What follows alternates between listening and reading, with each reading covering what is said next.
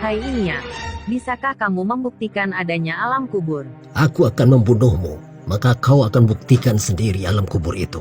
Aku butuh jawaban yang ilmiah. Apa kau pernah bermimpi? Pernah.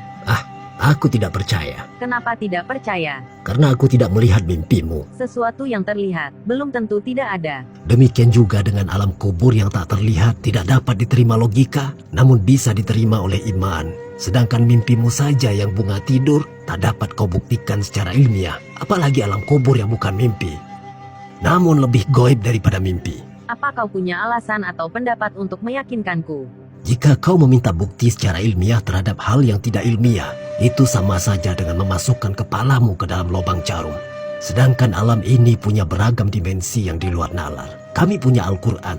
Memang bukan kitab ilmiah, namun ilmuwan sangat sering menemukan fakta ilmiah yang sudah terlebih dahulu diinformasikan oleh Al-Quran.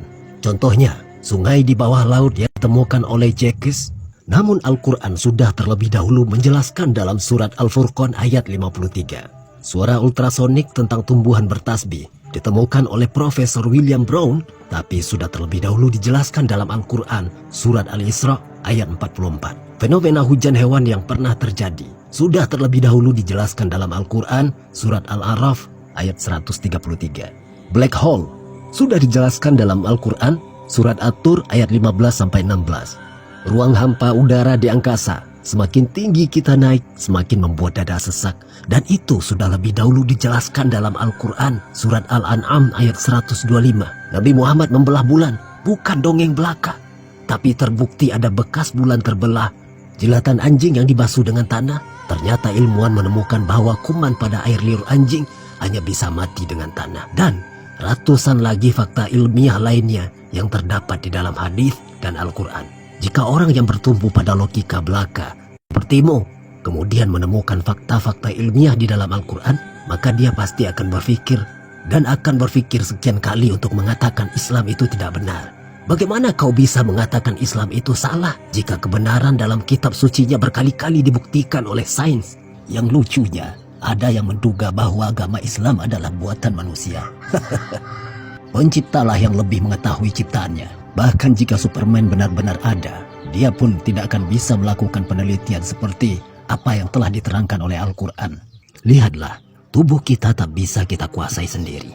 Bisakah kita menahan kedipan mata seharian?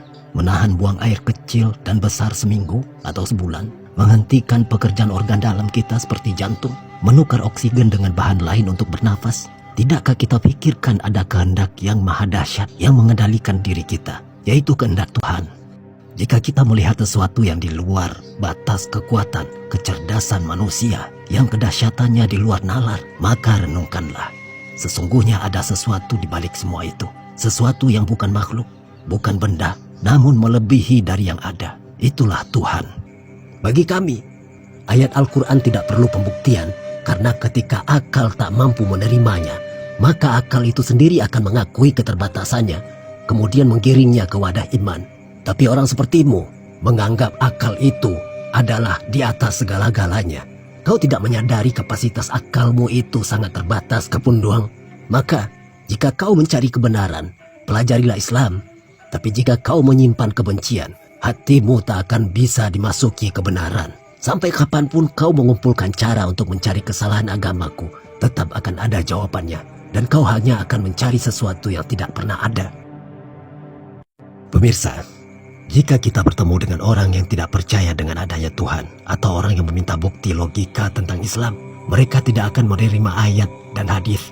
Kita tidak bisa menjawab dengan syariat, tarekat, hakikat maupun makrifat. Bahkan para imam besar di zaman dahulu seperti Imam Hanafi juga pernah berdebat dengan orang yang anti-Islam. Dan ketika mereka berdebat dengan orang yang tidak percaya Tuhan, mereka tidak menggunakan ayat dan hadis untuk melawan mereka. Satu hal yang perlu kita catat, ayat qauliyah, yaitu ayat-ayat yang tertulis di dalam Al-Quran, bukan santapan mereka. Tapi kita harus menggunakan ayat kauniyah yang berupa alam semesta, perbandingan-perbandingan, dan kiasan-kiasan. Ayat adalah bahasa Arab yang berasal dari kata ayatun dan dalam bentuk jamak menjadi ayat yang bisa dimaknai dengan tanda-tanda kebesaran Allah. Dan lafaz ayat disebutkan sebanyak 295 kali di dalam Al-Quran. Jadi kita perlu kecerdasan ilmiah untuk menanggapi hal ini. untuk menolak atau membantah atau menjawab tuduhan dan pertanyaan-pertanyaan mereka yang memojokkan kita.